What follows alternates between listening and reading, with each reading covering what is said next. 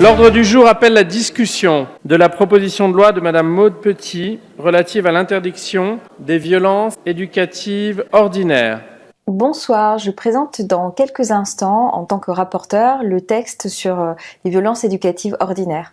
Monsieur le Président, Madame la Ministre, mes chers collègues, le regard que notre société porte sur les violences, et tout particulièrement sur les violences à l'encontre de l'enfant, a changé. Que sont les violences éducatives ordinaires? Ce sont les violences physiques, comme le plus communément les fessées et les gifles, mais ce sont aussi les morsures, les brûlures, le fait de tirer les oreilles de son enfant, de lui tirer les cheveux, de lui donner des coups de pied, de lui asséner des coups de bâton, de baguette, de martinet. Voilà. Et puis ce sont aussi les violences psychologiques qui consistent en fait à humilier ou à vexer son enfant ou à lui crier dessus. Cette évolution progressive des mentalités est due à un long travail de recherche et de sensibilisation sur les conséquences sur le développement des enfants, de ces gestes et de ces cris du quotidien, que l'on qualifie d'éducatifs pour les justifier et d'ordinaires pour les minimiser.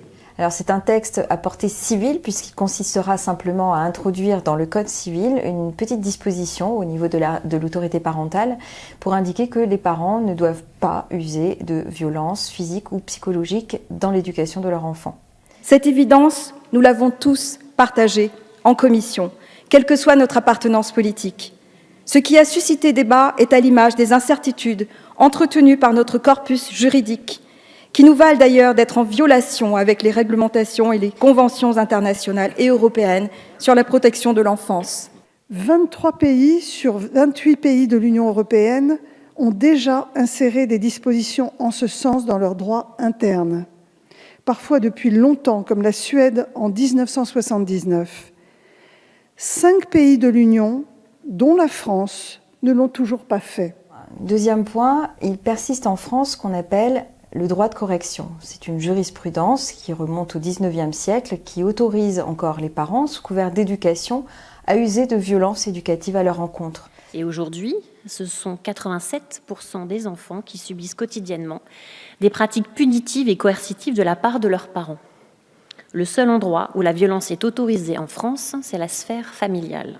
Nous avons souhaité que cette loi s'accompagne de mesures d'accompagnement, de campagnes publicitaires et médiatiques à l'attention des parents pour les aider dans leur parentalité et aussi qu'il y ait des formations à l'attention des professionnels en relation avec les enfants et les adolescents. C'est très important et ça aidera justement dans la pédagogie.